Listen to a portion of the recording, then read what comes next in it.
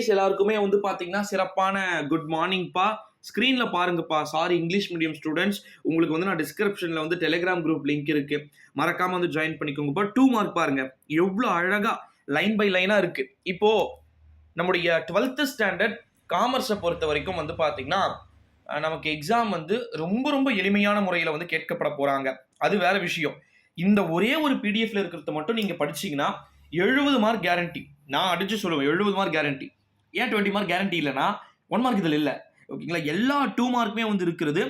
எவ்வளோ படிக்கணும், என்னென்ன படிக்கணும், 2 மதிப்பெண் வினாக்கள்ல என்னென்ன விதமான மிக முக்கியமான வினாக்கள் வந்து இருக்கு அப்படின்றத கொடுத்துருக்காங்க பாருங்க. கிட்டத்தட்ட எவ்வளோ 2 மார்க் இருக்கு பாருங்க. 2 மார்க்னா 2 பாயிண்ட் தாங்க எழுதணும். 3 மார்க்னா ஒரு 3 to 4 பாயிண்ட் தான். அப்போ அதுக்கு 5 மார்க்னா 5 பாயிண்ட் எழுதலாமா? அப்படி கிடையாது கான்செப்ட். ஓகேங்களா? 5 மார்க்னா 2 பேஜஸ் கிட்ட எழுதணும். என்னென்ன டீட்டெயில்ப்பா இதை படிச்சா போதுங்க. எல்லாமே இருக்கு. கிட்டத்தட்ட வந்து 2 மார்க் கொஸ்டினே 100 2 மார்க் இருக்கு. 100 2 மார்க் ப்ரோ. எப்படி ப்ரோ மனசாட்சி இல்லாம பேசுறிய ப்ரோ அப்படின்ட்டு. அதில் மோஸ்ட் இம்பார்ட்டன்ட் மட்டும் படிங்க. ஓகேங்களா? அடுத்தது 3 மார்க் பாருங்க. 3 மார்க்ல வந்து தமிழ் மீடியம் ஸ்டூடெண்ட்ஸ்க்கு மட்டும் தான் இருக்கு. இங்கிலீஷ் மீடியம் ஸ்டூடெண்ட்ஸ்க்கு கீழே டிஸ்கிரிப்ஷன்ல டெலிகிராம் குரூப்ல இருக்கு. மறக்காம ஜாயின் பண்ணிக்கோங்க. ஓகேங்களா? அவங்களுக்கு அதில் போட்டிருக்கேன். தமிழ் மீடியம் ஸ்டூடெண்ட்ஸ்க்கு மட்டும் தான் இதில் இருக்கு. இதில் டிஃபரன்ஷியேட் வந்து இருக்கு. 7 3 மார்க் எழுதணும், 7 2 மார்க் வந்து எழுதணும், டிடிஎல் 7 எழுதணும். 35 மார்க் டிடிஎல். 3 மார்க் கொஸ்டின் பாருங்க எவ்வளவு கொடுத்துருக்காங்க பாருங்க.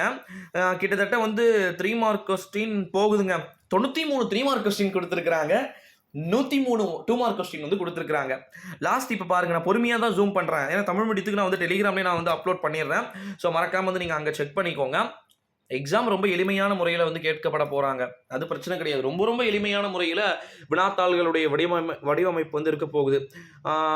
5 மார்க் வந்து எவ்வளோ கேட்டிருக்கிறாங்க அப்படின்னா கிட்டத்தட்ட 60 5 மார்க்ஸ் வந்து பார்த்தீங்கன்னா இருக்குது. இந்த 60 5 மார்க்ஸ்மே படிச்சிங்க அப்படின்னா தான் அந்த 7 5 மார்க்ஸ் அட்டென்ட் பண்ண முடியும்னா அப்படிலாம் கிடையாது. இந்த 60லேயே 30 நீங்களே ஃபில்டர் பண்ணி படிங்க போதும். ஓகேங்களா? 35 மார்க் டிடி. சத்தியமாக சொல்கிறேங்க, டைமே கிடைக்காது. ஜென்மத்தில் சொல்கிற டைமே கிடைக்காது. 7 டிடிஎல் எழுதுறதுக்கு 1.5 மணி நேரம் தேவைப்படும். 1.5 மணி நேரம். அதுக்கப்புறமா 1 மார்க்கு 2 மார்க்கு 3 மார்க்கு எழுதுறதுக்கு 1.5 மணி நேரம். 3 hours ஃபினிஷ். டைம் சத்தியமாக பத்தாது. நான் திரும்ப திரும்ப சொல்றது அதே ஒரே ஒரு விஷயம் தான். டைமிங் மேனேஜ்மெண்ட் 12th ஸ்டாண்டர்ட் காமர்ஸ்க்கு சுத்தமாக பத்தாது. ஸோ அதனால வந்து நீங்கள் அதை கம்பல்சரி வந்து பார்த்துக்கோங்க. இன்னொரு ஒரு மிக முக்கியமான ஒரு அறிவிப்பு என்ன அப்படின்னு வந்து பார்த்தீங்கன்னா 12ஆம் வகுப்பு மாணவ செல்வங்களை பொறுத்த வரைக்கும் வினாத்தாளுடைய வடிவமைப்பு மிக மிக எளிமையான முறையில் இருக்கிறதுக்கான சான்சஸ் வந்து இருக்கு. ஸோ அதனால வந்து நீங்கள் அதை பற்றி பெருசாக வரி பண்ணிக்க வேண்டிய அவசியம் அப்படின்றது வந்து கிடையாது அப்படின்னே வந்து சொல்லலாம். 2 மார்க்கில் தொடங்கி 3 மார்க்கில் தொடங்கி 5 மார்க்கில் தொடங்கி எல்லாமே இந்த ஒரு பிடிஎஃப் மட்டும் படிச்சிங்க அப்படின்னாலே வந்து போதும் அப்படின்னே வந்து சொல்லலாம். கிட்டத்தட்ட இதுலேயே எல்லாமே அடங்கி விடுகிறது அப்படின்னு வந்து சொல்லலாம். ஸோ இந்த வீடியோவை உங்கள் ஃப்ரெண்ட்ஸ் அண்ட் ஃபேமிலிக்கு மறக்காமல் வந்து ஷேர் பண்ணுங்கப்பா. நான் இன்னொன்றும் ஒரே ஒரு முறை சொல்லிக்கிறேன். ஸோ இங்கிலீஷ் மீடியம் ஸ்டூடெண்ட்ஸ்க்கு தனியாக செப்பரேட்டாக இருக்குது. நீங்கள் வந்து ஃபீல் பண்ண வேண்டிய அவசியம் அப்படின்றது கிடையவே கிடையாது. வரி பண்ணிக்க வேண்டிய அவசியம்ன்றதும் கிடையவே கிடையாது. ஓகேங்களா? 1 மார்க்கில் தொடங்கி 2 மார்க்கில் தொடங்கி 3 மார்க்கில் தொடங்கி 5 மார்க்கில் தொடங்கி எல்லாமே வந்துருக்கு. இல்லை ப்ரோ என்கிட்ட டெலிகிராம்லாம் இல்லை அப்படின்னா ஸ்க்ரீன்ஷாட் எடுத்துக்கோங்க. இப்போ 2 மார்க் இருக்குது பாருங்கள். ஃபஸ்ட்டு 45 ஒரே பேஜில் ஸ்க்ரீன்ஷாட் எடுத்துக்கோங்க.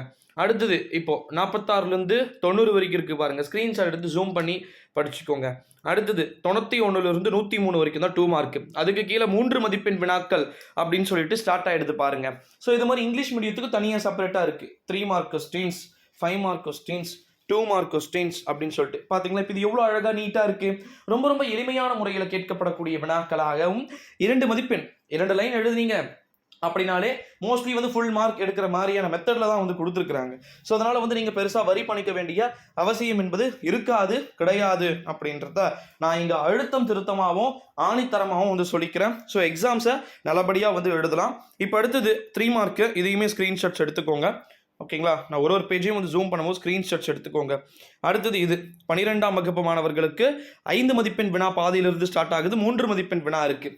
இதையுமே வந்து எடுத்துக்கோங்க. ஏன்னா ஸ்க்ரீன்ஷாட் எதுக்கு எடுக்க சொல்லலாம், டெலிகிராமில் ஜாயின் பண்ணாமல் இருக்கக்கூடிய மாணவ செல்வங்களுக்காக. அடுத்ததான் இப்போ 5 மதிப்பெண்ணில் லாஸ்ட்டு 60 5 மார்க் கொடுத்துருக்குறாங்க தமிழ் மீடியத்துக்கு. 103 2 மார்க்கு, 90 3 மார்க் வந்து கொடுத்துருக்குறாங்க சில குட்டீஸ். ஸோ 12th ஸ்டாண்டர்ட் காமர்ஸ் எக்ஸாமை நல்லபடியாக அழகாக வந்து நீங்கள் எழுதுமாறு கேட்டுக்கொள்ளப்படுகிறது. அனைவருக்குமே ஆல் த பெஸ்ட். நல்லபடியாக வந்து எக்ஸாம்ஸை எழுதுங்க சில குட்டீஸ். இங்கிலீஷ் மீடியம் ஸ்டூடெண்ட்ஸ் மறக்காம டெலியில் வந்து ஜாயின் பண்ணிக்கோங்க.